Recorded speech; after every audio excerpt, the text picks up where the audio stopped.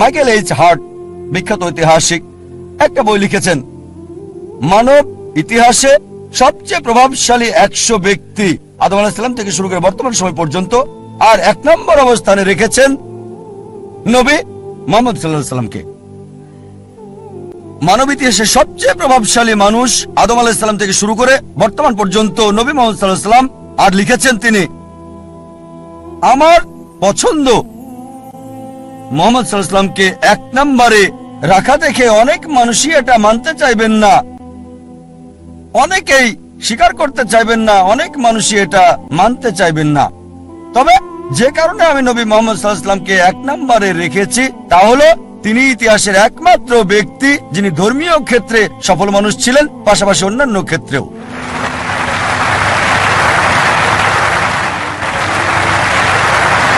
যদি encyclopedia Britannica পড়েন 11তম সংস্করণ, নবী মুহাম্মদ সাল্লাল্লাহু আলাইহি সাল্লাম সম্পর্কে এতে বলা হয়েছে, মুহাম্মদ সাল্লাল্লাহু আলাইহি সাল্লাম ছিলেন পৃথিবীর সবচেয়ে সফল ধর্মীয় ব্যক্তিত্ব। চিন্তা করেন, এনসাইক্লোপিডিয়া ব্রিটানিকা।